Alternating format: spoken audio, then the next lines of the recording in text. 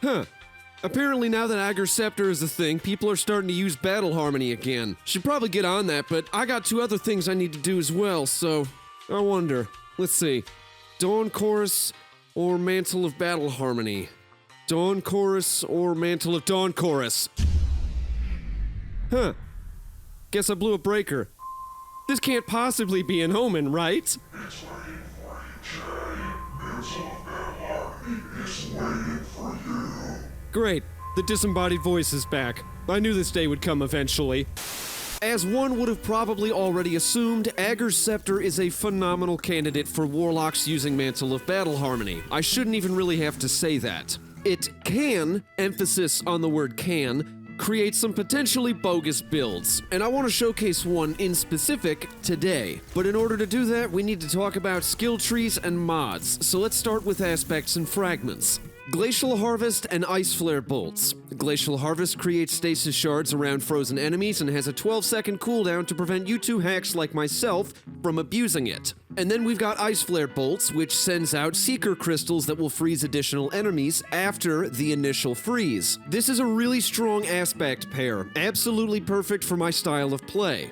For fragments, I'm using Whisper of Bonds, Refraction, Hedrons, and Rhyme. Normally, I'd describe what they do and how they function, but we've been playing with Stasis for well over a year now, so I'm just gonna elaborate on those in the combat section. That way I'm not rambling in circles. On the topic of numbers, you can take a look at my stat line here. It's not really impressive by any means, but it doesn't have to be, especially with the aforementioned fragments and aspects. You will, however, want Intellect at a tier 5 at the very most, just so you can get the full effect from Font of Wisdom, which is a mod that I'm using to maximize super regen speeds. Now, onto the topic of mods. For the sake of ease, I'll just provide the template for my mods instead of explaining every single thing, down to a science. We're using Protective Light to create a resist ×2 after a shield break, which is being fueled by Elemental Charge and Elemental Armaments. We're also taking Font of Wisdom, so that way any stasis wells that you both create and collect will boost your super regen drastically. There's also Sustained Charge, so Trace Rifle multi-kills will generate charges of light.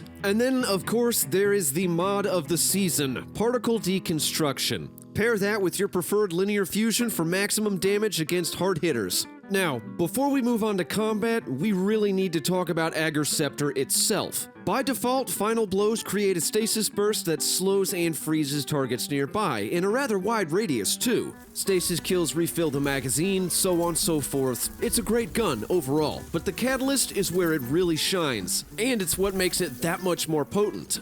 Found in Wayfinder's Trove Chests, the Catalyst gives the gun another ability called Will Given Form. This changes the way that the gun functions and turns it into a goddamn monstrosity. I fucking love it. This new perk pulls energy from your supercharge, assuming it's full. It overcharges the gun and causes the beam to slow targets that are being hit by it and deal extra damage. Seriously, you need to get this fucking catalyst. The only reason I'm not showing it is because I just haven't been able to get my hands on it just yet. Just shitty RNG, really.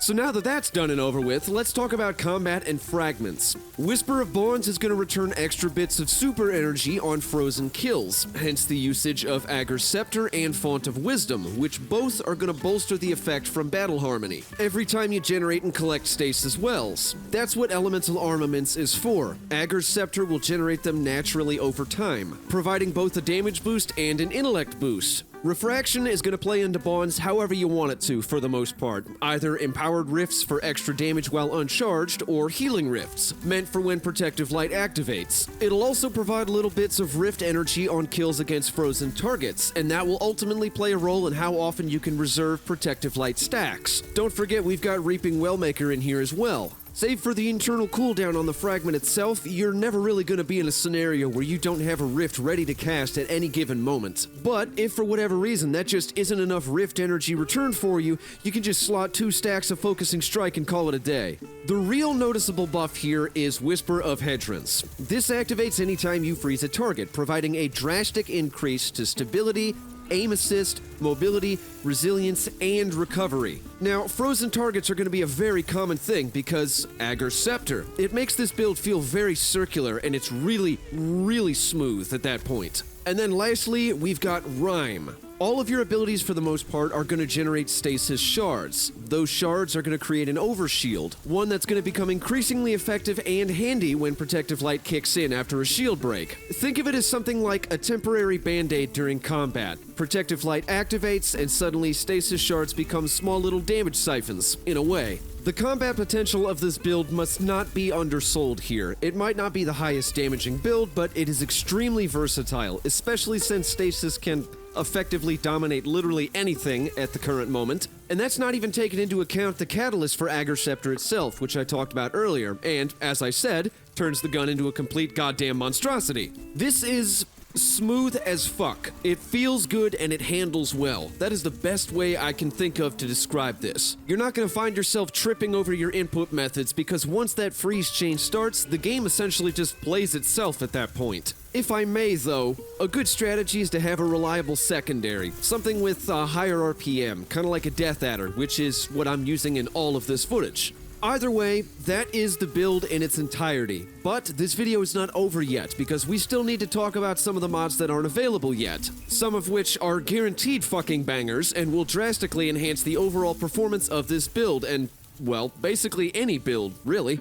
The first mod I really want to talk about is Elemental Shards. With Glacial Harvest slotted, freezing targets and killing them is going to create stasis shards. With Elemental Shards slotted, those shards are going to count as Elemental Wells, making Whisper of Rhyme an even stronger pick than it already was. It likely wouldn't be such a bad idea to try and fit Whisper of Conduction in there as well, but that really comes down to personal preference, honestly. The main idea here is that stasis shards would, at that point, have 3 functions with the current fragment build. By default, stasis shards restore melee energy. With Whisper of Rhyme, they'll also provide a small stacking shield, and with elemental shards, those shards become elemental wells. And those elemental wells are going to fuel existing charge mods that we've already slotted. Things like Protective Light or Energy Converter, Firepower, Heal Thyself. The list goes on and on. Case in point here, when paired with Elemental Charge, Elemental Shards is going to be an incredible asset to any sort of endgame build or loadout, and that is a fucking fact. The next mod that could be another incredible asset to this build specifically is Bountiful Wells, and this goes hand in hand with Elemental Charge too, just like the last one.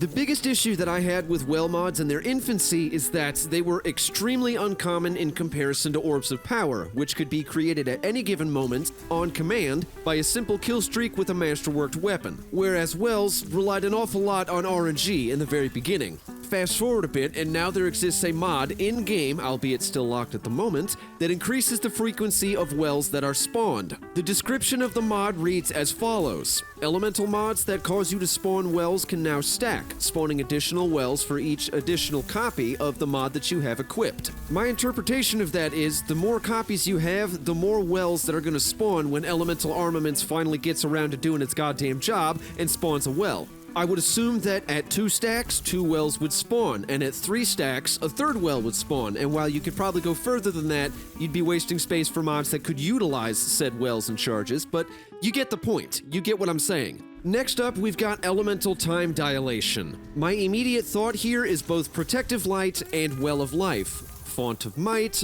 Font of Wisdom, basically anything and everything that has any sort of internal timer on it. The description reads as follows. Elemental mods that grant you time-limited benefits can now stack, increasing the duration of the effect for each copy of the mod that you have equipped. Now, I have absolutely no idea as to how much time any number of stacks would potentially add to a mod's timer, and I don't want to say anything that ends up being completely and totally just flat-out fucking wrong. As a result, there isn't really much of a need for me to go any further in depth here, but what I can say is that any amount of duration increase is a fantastic buff, especially when you look at things like Striking Light, where timing is a large part of using the mod itself. Sometimes you just kind of have to wait the timer down for the right moment to slap something in the head with that melee damage buff. That's just an example, of course, but the point stands. Extra time is never a bad thing, and I guarantee you that this mod would fit wonderfully alongside the others that I've already got slotted with this build.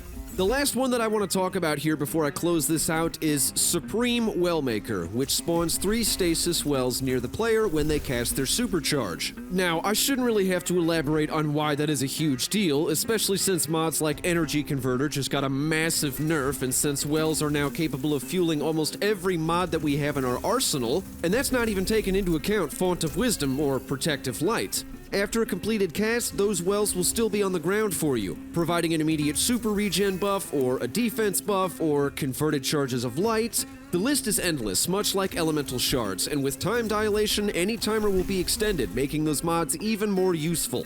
Anyway, I kind of feel like I've gone on long enough about all of this, but I do really hope that these new mods become the build cornerstones that I genuinely believe they're gonna be. All of these new mods are absolutely incredible, mechanically, on paper at least. Time will tell whether or not they're worth anything, but my gut is telling me that they're gonna be straight winners for endgame loadouts and builds. Also, don't forget that you can join my Discord if you want to have your own build featured on my show. This has been another episode of Build Talks. Me in my cell. Goodbye.